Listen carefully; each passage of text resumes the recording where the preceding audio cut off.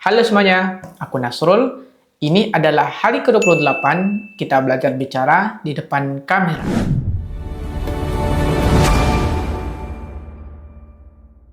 Selamat datang di episode 9 di series perjalanan mencari arti hidup. Hari ini kita akan bahas sebuah topik yang secara diam-diam menjadi musuh semua orang, yaitu menunda, prokrastinasi. Dan jangan khawatir, aku nggak bakal ngajarin kalian cara disiplin keras, karena kalau disiplin keras itu efektif, kita semua tentunya udah sukses dari dulu. Hari ini, kita akan bahas cara menghentikan sifat menunda, tapi dengan cara yang manusiawi. Ini adalah alasan kenapa kita tuh suka menunda-nunda sesuatu. Kita suka menunda itu bukan karena kita malas, tetapi ada alasan di balik hal tersebut. Yang pertama, penyebabnya adalah karena kita takut gagal. Makanya otak kita itu bilang, ya udah nanti ajalah kerjainnya. Toh kalau nanti gagal, kita tinggal salahin waktu aja. Penyebab yang kedua adalah tugas yang belum kita kerjakan, kita lihat sebagai sebuah beban.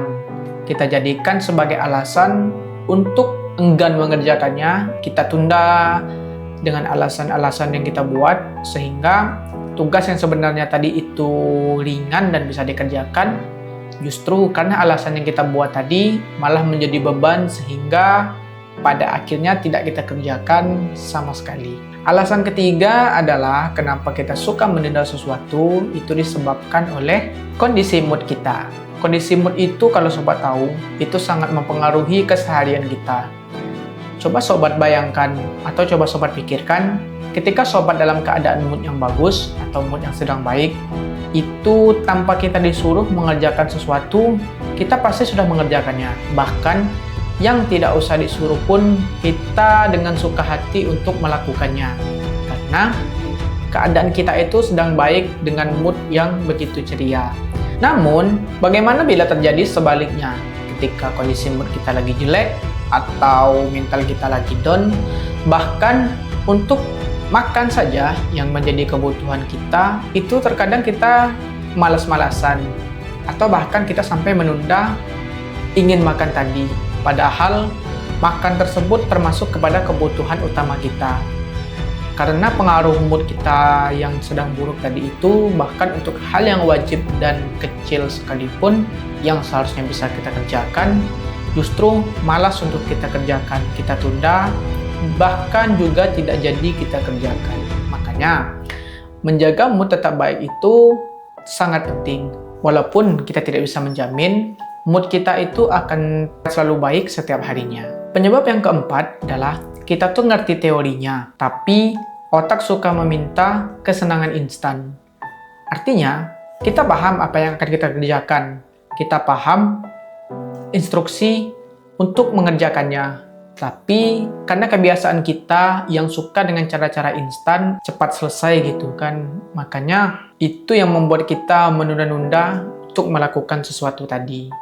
Padahal kalau saja kita cicil untuk mengerjakan sesuatu itu mungkin tidak sesulit yang kelihatan, tidak seberat yang dipikirkan, dan tidak seribet yang kita bayangkan.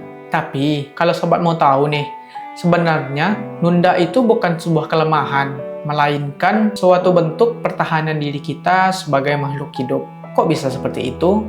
Ya, ketika otak kita melihat sesuatu itu sebagai ancaman, seperti stres dan lain-lain, makanya perasaan menunda itu hadir kepada kita sebagai langkah proteksi terhadap diri kita supaya tidak terlalu stres dalam menjalani kehidupan kita.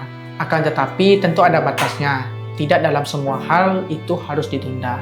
Ini ada teknik atau cara yang bisa sobat lakukan di rumah. Bagaimana caranya kita bisa mengurangi atau bahkan menghilangkan kebiasaan kita tadi dalam menunda sesuatu. Caranya itu lebih kurang sama dengan kita menjaga konsisten dalam membangun kepribadian kita yang baru. Dalam episode sebelumnya itu ada aku jelaskan bagaimana caranya kepribadian yang kita bangun itu tetap konsisten berjalan.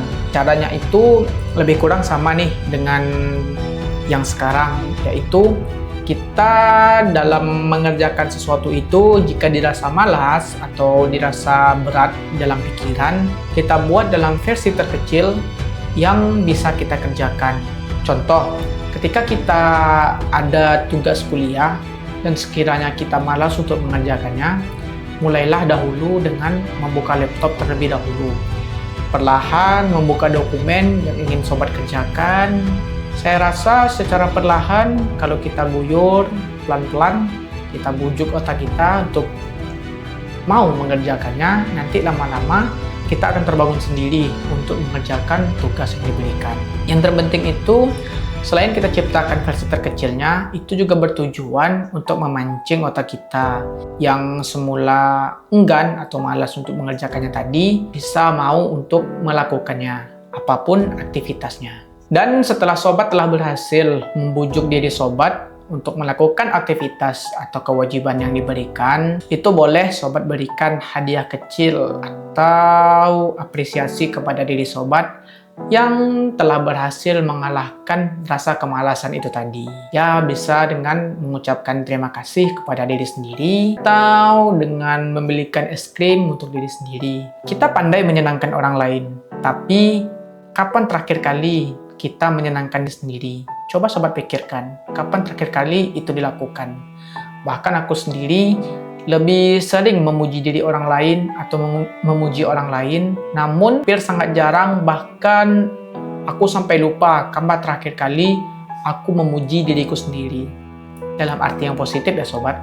Kesimpulannya, kebiasaan kita dalam menunda sesuatu itu sebenarnya adalah bentuk proteksi otak kita terhadap diri kita dalam menghindari stres yang akan menumpuk. Akan tetapi, bila menunda-nunda sesuatu itu menjadi kebiasaan untuk kita, justru menjadi hal yang buruk untuk kita. Selain membuat tugas kita terbengkalai, juga akan menyebabkan rasa malas. Maka daripada itu, marilah sama-sama kita lakukan yang terbaik untuk kita, mulai diguyur tugas yang diberikan kepada kita, atau bila sobat telah mempunyai rangkaian perencanaan 5 tahun ke depan yang telah sobat susun di episode 7 tadi, terus sobat ingin mulai meraihnya pelan-pelan, alangkah lebih baiknya dicicil dimulai dari sekarang. Lakukan hal-hal terkecil sekalipun yang kita anggap sepele dalam langkah meraih mimpi kita tadi. Karena akan sering kita tunda untuk melakukan sesuatu, apalagi yang berhubungan dengan impian kita, akan semakin lama mimpi itu akan terwujud.